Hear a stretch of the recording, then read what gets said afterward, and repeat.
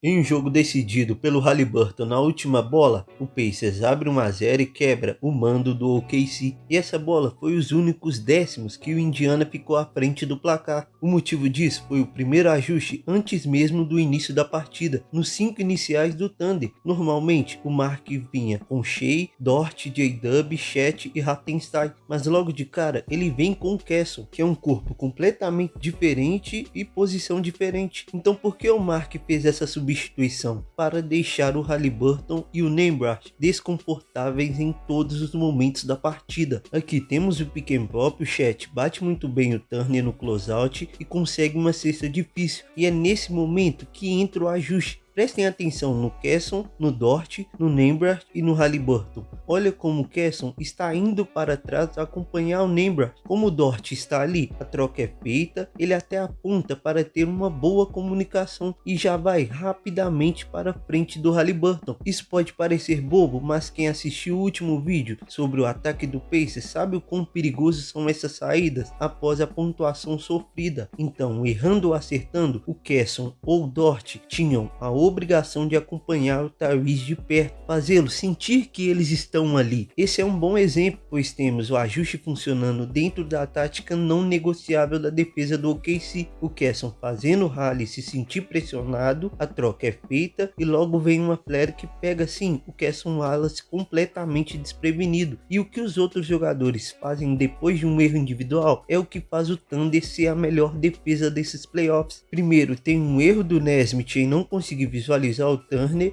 e muito disso é pela antecipação do Chet. Ele chegou muito bem e ainda tem mobilidade suficiente para fechar o closeout. E o J-Dub usa as mãos para colocar ainda mais desconforto no Nesmith. E com tudo isso acontecendo, já tem a troca feita entre o Lu Dort, que era o homem da ajuda no lado fraco, e o mais próximo do Turner, com o Casson, que vai atravessar a quadra para defender o corner. E o Nesmith fica encurralado e temos outra antecipação agora do Dort. Ele vê que o Turner não é físico na proteção do espaço, então ele é agressivo e tem ótimas mãos, e o turnover é forçado pela defesa do OKC. Mas ainda assim, o desafio era manter o Haliburton pressionado, mesmo com a equipe fazendo pontos. Essa disciplina foi muito falada pelo Mark, tanto que no primeiro erro que temos, o Haliburton domina o rebote e o Casson vê o Dort olhando pro Hali, entende que ele sairá do Nesmith e vai pressionar o Haliburton, mas o Dort também vê o Casson fazendo o mesmo movimento, e na hora que o Casson vai fazer a comunicação, ele faz isso já correndo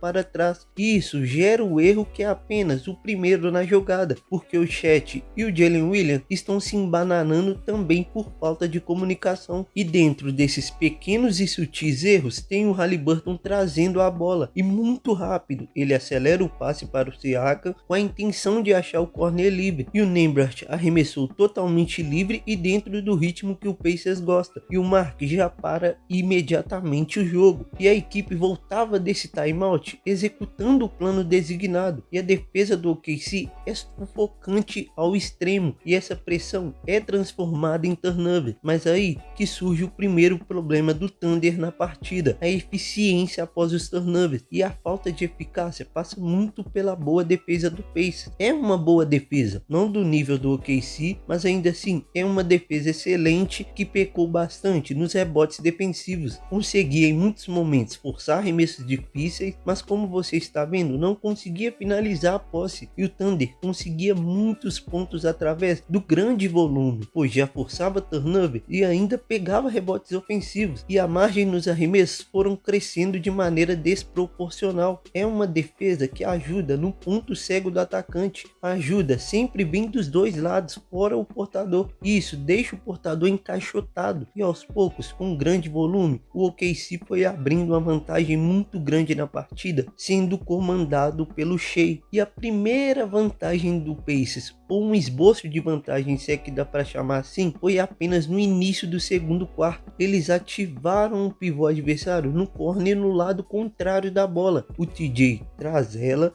o Siakam até aponta para as costas indicando a jogada por lá e também faz uma screen que poderia ser sim uma flat, mas foi apenas para enganar. O movimento do Siakam de sair já fez a defesa trocar e reparem como houve uma pequena falha na comunicação. Não foi nada demais, pois não era o objetivo ofensivo a flat. A partir do momento em que o Siakam recebe ela, o Mathurin já olha para o Shepard e já faz um corte na direção do Hartenstein e há novamente uma falha na comunicação e o corner arremessa com muito espaço, mas o Pacers ainda não tinha tirado a vantagem que o OKC construiu com aquele ajuste. Era feita uma boa defesa, bons closeouts e ótimos drops, mas na hora de finalizar a posse, o Pacers não conseguia de maneira nenhuma. Era uma avalanche nos rebotes e quando finalmente conseguia a posse, os armadores do OKC estavam lá para não deixar o Haliburton correr a quadra, assim drenando o ritmo do Pacers. E aqui começa também os ajustes na cobertura. Como o Chet executa um drop, mesmo que seja alto, existe um risco grande de um pull-up do Haliburton, e essa ameaça faz com que o navegador da screen fique mentalmente pressionado para contestar o arremesso. Então o Haliburton solta um fake e vê o Mitchell passando na frente dele e consegue um arremesso limpo, mesmo que seja um pull-up. E abrindo uma pequena consideração, o Pacers defensivamente estava desafiando o Lu Dort a arremessar um pick and roll com J-Dub e Chet, e o Siakam sobe muito gap para tirar de fato o mid-range do Jalen Williams, forçando o passe a qualquer custo e desafiando o Lu Dort a arremessar, que no primeiro jogo foi muito eficiente nos arremessos. E voltando para aquelas guerras de coberturas, aqui já temos outro tipo de leitura defensiva, um pick and roll lateral e o Chet que dropou antes, agora já faz a troca, e não que seja um grande mismatch, pois o Chet move muito bem os pés, mas o objetivo do OKC era muito claro, o Haliburton não poderia se sentir confortável, então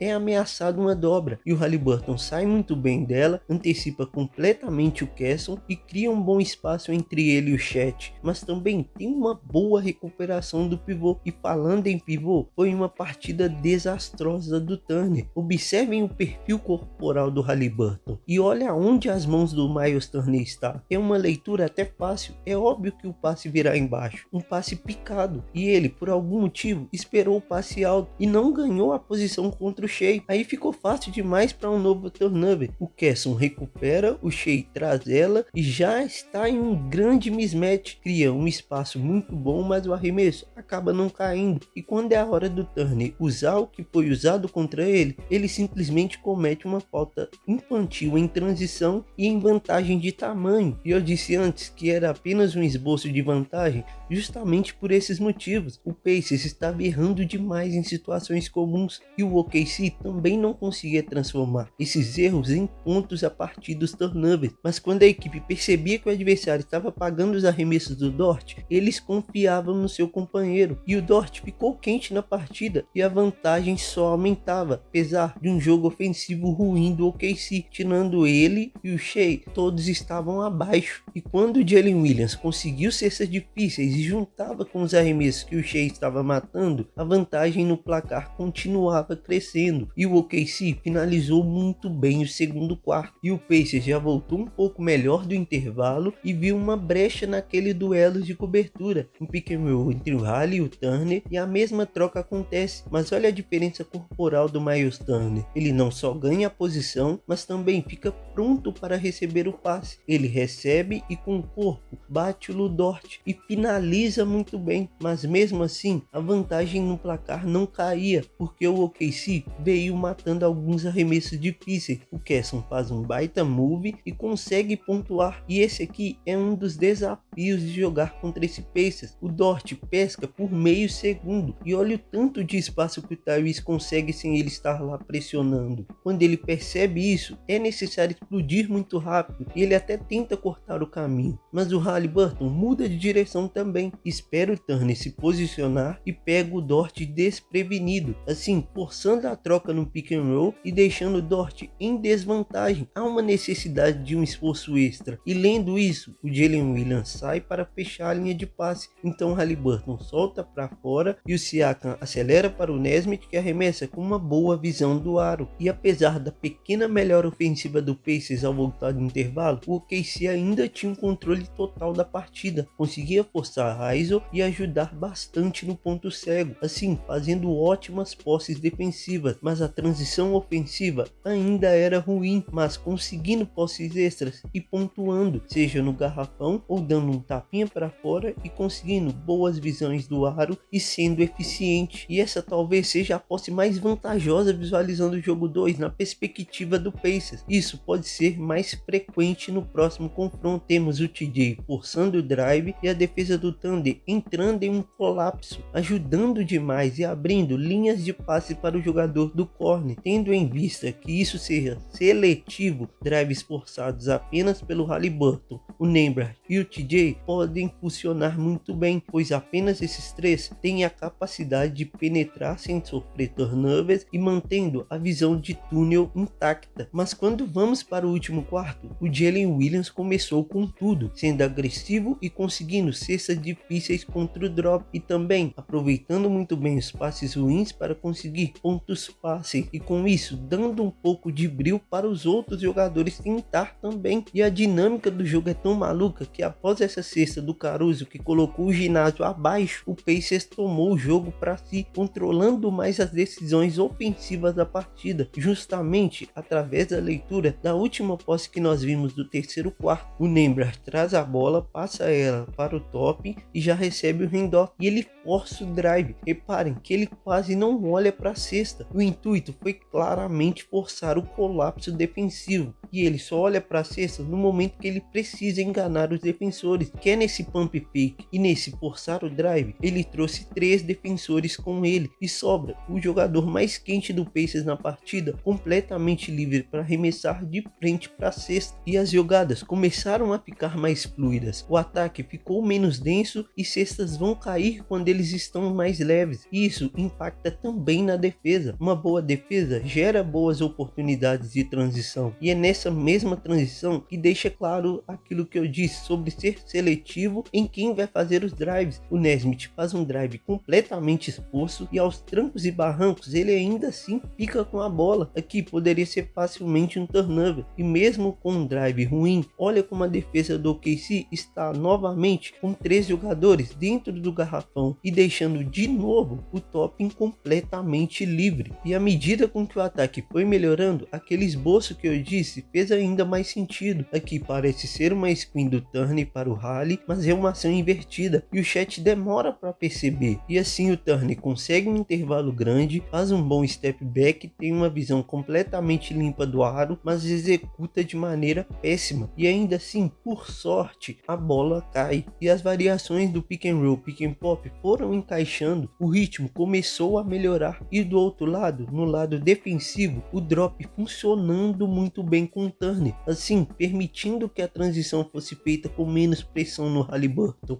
E a equipe, quando está no comando dele, dificilmente será parada em transição. E o Pacers finalmente encontrou a sua vantagem na partida e foi nos últimos 13 minutos dela, naquela posse do TJ, antes tarde do que nunca, mas o jogo ofensivo ruim do Turner quase colocou tudo a perder. Um ótimo drive do Haliburton e o Turner arremessa completamente livre e erra. E na posse seguinte temos o MVP chamando a responsabilidade e quebrando a corrida do Pacers com uma cesta congelando o Siakam e levando o Nembhard à força para o aro. E com um direito de resposta, o Nembhard chama o Shai para ISO e ele dá um crossover tão bom que quase o Shai caiu no chão. Ele criou um grande espaço, mas ainda assim o Shai conseguiu recuperar e contestar muito bem o arremesso, mas o Nembhard matou ela na cara do MVP. E os planos defensivos do Pacers finalmente também deu resultado positivo. O Shai coloca o Kesson no short e mesmo com o Dort muito bem na partida, o Pacers não abandonou o plano defensivo. Eles continuaram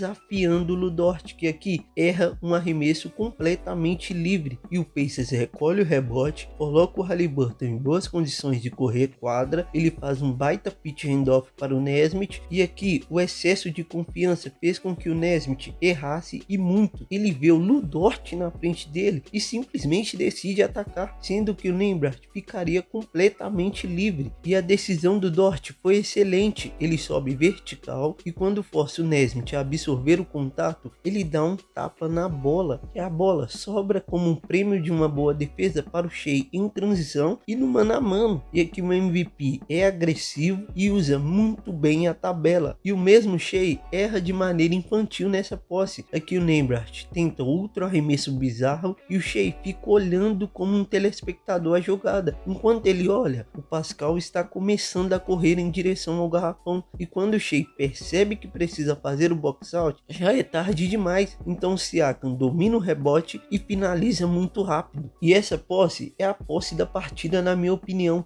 Existe um mundo onde o timeout seria utilizado, mas não foi. Mas também reparem como o Mark chama a jogada e o Shai também dá um sinal verde. E o mérito também foi todo do Nembhard. Ele tirou completamente o corpo da zona de espaço do Shai. Isso não permitiu um bump e também ajuda na antecipação do espaço, assim podendo gerar uma falta ofensiva. E nada foi criado e ele passa a bola sem a intenção de receber ela novamente, e ela acaba explodindo no Jalen Williams, que tem o Nesmith na frente dele. O Nesmith controla muito bem o intervalo entre eles e foge de qualquer bump e espera até o último segundo para subir um dos braços e deixar o J-Dub sem opções. E o mesmo problema do início poderia ter custado o jogo 1 para o Pacers. Eles não conseguiram finalizar a posse e assim dando outra oportunidade para o OKC, e essa oportunidade vem novamente nas mãos do Shai. O Nembhard comete o erro de tentar roubar a bola e assim o Shai dá um reze que força o Nembhard a chegar mais próximo dele, e ele dá um giro perigoso. Foi por muito pouco que ele não cometeu um turnover, e o Nembhard, com a colisão entre eles, acaba indo para trás, e diante de toda essa loucura, o MVP ainda assim conseguiu uma boa separação e uma boa visão do aro, contra uma excelente defesa também, e aqui acaba não caindo, mas foi sim um excelente arremesso que não caiu, e o Nesmith consegue finalmente finalizar a posse e sem pedir timeout. O Haliburton traz a bola, rejeita uma possível screen e mesmo com uma boa defesa do Kesson também, ele consegue parar e arremessar, e o resultado disso todos nós já sabemos. Foram dois bons arremessos finais, o Haliburton matou dele e o Shai não, mas é apenas o jogo 1, tem muita água para rolar e as cenas dos próximos episódios analisaremos aqui também. E para você não perder, se inscreva, curta e compartilha. Obrigado por assistir e até a próxima.